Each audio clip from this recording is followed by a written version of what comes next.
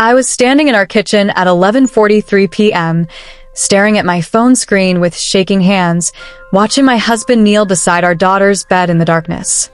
The Ring camera's night vision turned everything into shades of green and gray, but I could see him clearly, his hand stroking her hair, his lips moving close to her ear. The audio was crystal clear through my earbuds. "I love you so much," he whispered. "You're the most important person in my world." My daughter, Emma, was 9 years old, and she was fast asleep. I had opened the app purely by accident. I'd been trying to check if I'd locked the front door before bed, but I'd clicked the wrong camera. The one we'd installed in Emma's room 6 months ago after she'd had nightmares about someone breaking into her window. The one Marcus had insisted we needed, had installed himself, had checked obsessively to make sure it was working properly. I watched him lean closer, watched him press his lips to her forehead and hold them there for 3, 4, 5 seconds. Then he stood up slowly, looked directly at the camera, directly at me, though he couldn't have known I was watching, and smiled. Not a father's tired, loving smile. Something else. Something that made my stomach turn to ice. He left her room, and I heard his footsteps on the stairs. Coming down. Coming toward the kitchen where I stood frozen, my mind screaming things I couldn't process, my heart pounding so hard I thought I might vomit. But what I found when I started going through the camera's saved footage would make that moment look innocent. Because my husband had been saying those words to our daughter every single night for the past 6 months.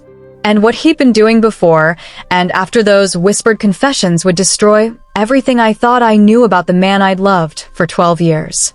The Marcus who walked into the kitchen 30 seconds later looked exactly like the Marcus I'd married. Tall, with graying temples that made him look distinguished rather than old, wearing the Yale t-shirt I'd bought him for his birthday. He smiled when he saw me. That familiar smile that had made me fall in love with him in the hospital cafeteria where we'd met, me a pediatric nurse, him a pharmaceutical sales rep visiting doctors. "Hey, babe," he said, opening the fridge. "Thought you'd already gone to bed." I realized I was still holding my phone in a death grip, the screen dark now. I'd closed the app the moment I heard him on the stairs, some instinct telling me not to let him know what I'd seen. Not yet. Not until I understood what I'd actually witnessed. "Just checking the locks," I managed to say. My voice sounded normal. How was that possible? He kissed my cheek as he passed and headed upstairs to our bedroom. I stood there for another 10 minutes before my brain started working again. I locked myself in the downstairs bathroom and opened the Ring app again with trembling fingers. The camera kept 30 days of footage in the cloud. I scrolled back to the previous night, found the timestamp around 11:30 p.m. Press play. There he was again, kneeling by her bed, stroking her hair, whispering the same words. But this time I watched longer. Watched him reach under her pillow and pull something out. A small notebook. He opened it, read something, smiled that same wrong smile, then tucked it back and left. I went back further. 3 nights ago. Same thing. A week ago. Same thing. 2 weeks ago. My hands were shaking so badly, I almost dropped the phone. Every single night. For months. The same ritual. The same whispered words. The same notebook retrieved and returned. I thought about Emma, about how she'd changed over the past 6 months. She'd always been a daddy's girl, but lately she'd become almost obsessed with pleasing Marcus. She'd ask him what she should wear to school, what books she should read, if her friends were good influences. She'd started having trouble sleeping unless he tucked her in, even though she was 9 and had been putting herself to bed for years. And she'd stopped hugging me. Stopped telling me about her day. When I asked her questions, she'd glance at Marcus before answering, as if checking whether her response was correct. Marcus had asked for that camera, had insisted on it, had installed it himself. He hadn't installed it to protect our daughter from intruders. He'd installed it to watch her. I didn't sleep that night. I lay next to Marcus in our bed, listening to him breathe, and planned. The next morning, I called in sick to work. Marcus left for his sales route at 8 a.m., kissing Emma on the head before he left. She smiled at him with pure adoration, and I had to turn away. After I dropped Emma at school, I drove back home and went straight to her room. The Ring camera watched me from its perch on her bookshelf. I didn't care if Marcus was watching through the app anymore. I reached under Emma's pillow and pulled out the notebook. It was small, bound in purple fabric with silver stars. My hands shook as I opened it, but the handwriting inside wasn't Emma's. It was Marcus's. Page after page of entries, dated, detailed. But they weren't about Emma. They were written to Emma. Letters she was never supposed to read while awake. Letters that talked about how special she was, how their bond was different from other fathers and daughters, how one day she'd understand the depth of his feelings, how he was teaching her things through their special time together. What special time? I flipped through more pages, faster, looking for something concrete. Then I found it, an entry from 2 months ago. Today was the first day of our new game. He doesn't remember it in the morning, just like I knew she wouldn't. The medication is working perfectly. She trusts me completely now. Medication. He was drugging our daughter. I ran to the bathroom and vomited. Then I called my sister, Rachel, who is a family law attorney. When she answered, I couldn't speak for a full minute. Sarah? What's wrong? Rachel. I finally managed. I need you to tell me what to do. Marcus, Emma, he's been drugging her. Where's Emma right now? She asked immediately, her voice sharp. School. She's safe. And Marcus. Work. Keep Emma away from him today. Make up an excuse. I'm calling a detective I know. Don't confront him. I'll be there in 20 minutes. Rachel arrived with Detective Lisa Morrison, who specialized in crimes against children. She photographed every page of the notebook, then looked at me with an expression I couldn't quite read. Sarah, I need to check his computer. Are you prepared for what we might find? I wasn't. Nobody could be. But I nodded anyway. Marcus's home office was small, tucked away on the second floor. He'd always been protective of it. Detective Morrison put on gloves before touching anything. His computer wasn't password protected. She navigated through folders until she found one buried deep, labeled only with random letters and numbers. Inside were more folders, organized by date. She opened the most recent one. Videos, dozens of them, all labeled with timestamps matching the nights I'd seen on the Ring camera. She clicked on one from last week. I watched my husband enter Emma's room, watched him kneel beside her bed, watched him shake her gently awake. She stirred, groggy, confused. He held up a small cup and coaxed her to drink something. Within minutes, she was awake but strange, her movements slow, her eyes unfocused. And then he started talking to her, asking her questions, having full conversations with her while she sat there in a drugged stupor, answering him, telling him things about her friends at school, about a boy she thought was cute, about a teacher she didn't like. He was mining her mind, extracting information while she was too drugged to have her normal filters, too confused to remember in the morning. But he wasn't touching her sexually. He wasn't undressing her or doing any of the horrific things I'd terrified myself imagining. He was just talking to her, documenting her responses, taking notes on his phone. Detective Morrison opened another video. Same thing. Another. Same thing. Months of videos. What is he doing? I whispered. Why would he? Then she opened a folder labeled The Project. Inside was a document spanning dozens of pages. I read the first page and felt reality tilt sideways. The Emma Protocol, a 10-year psychological study in parental influence and child development through controlled environmental manipulation. Marcus wasn't abusing Emma in the way I'd feared. He was using her as a research subject.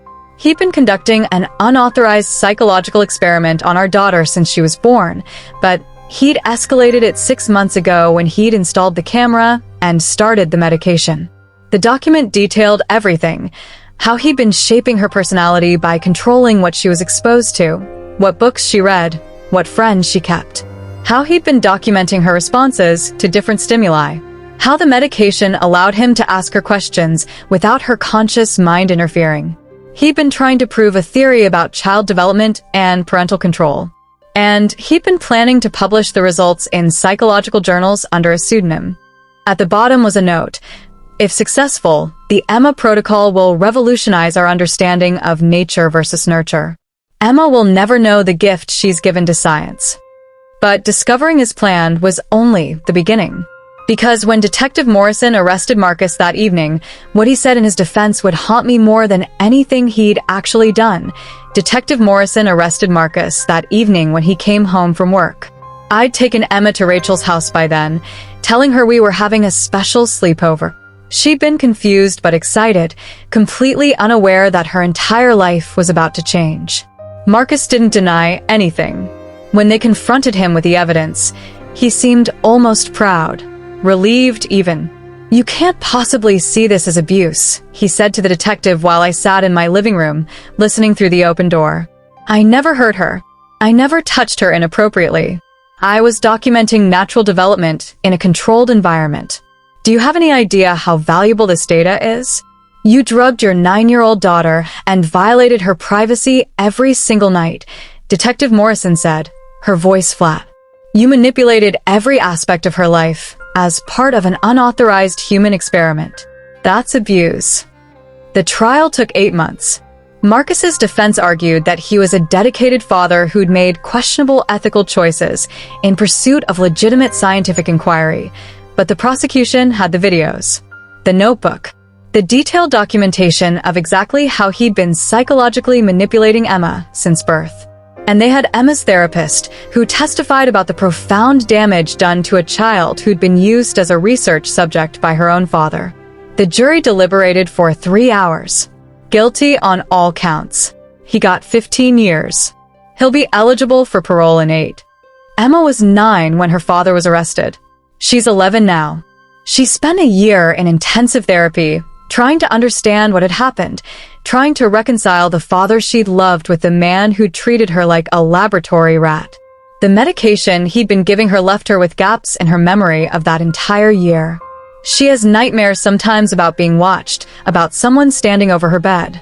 She doesn't remember the conversations, but her subconscious does. She stopped being a daddy's girl overnight. Now she barely mentions him. When she does, she calls him Marcus, not Dad. I thought I'd done everything right. I'd married a man who seemed gentle and kind. I'd watched him with Emma when she was a baby and saw only love.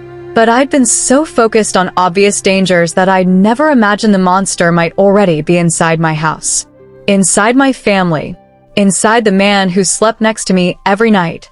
The Ring camera that was supposed to keep Emma safe was the tool Marcus used to document his experiment. The technology I'd thought was protecting her was actually enabling her abuse. And every single night, while I slept peacefully in my bed, my husband was whispering to our daughter in the darkness, telling her she was special, never realizing that one accidental tap on a phone screen would expose everything. I still have that Ring camera. I've never deleted the account, even though Emma's asked me to. It sits on her bookshelf unplugged, its lens facing the wall. Emma is going to be okay. That's what her therapist tells me, and I choose to believe it. She's learning that she's more than just data in someone's experiment. She's learning that her thoughts and privacy matter. She's learning that love shouldn't come with surveillance. And I'm learning too. Learning that being a good mother means being vigilant even when it's uncomfortable. Learning that the worst betrayals often come from the people we'd swear could never hurt us.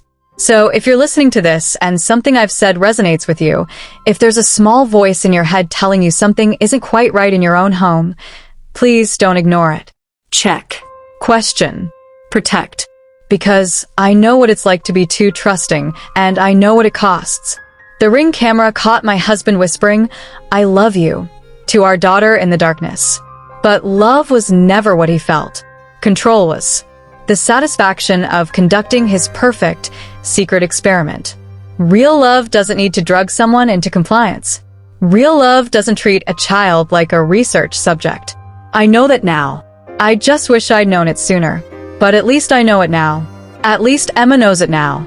And at least, finally, after 11 years of living with a monster I'd mistaken for a man, we're both free. Some stories end, but others begin right here. Keep growing with the telling tree. Like, subscribe, and stay with us.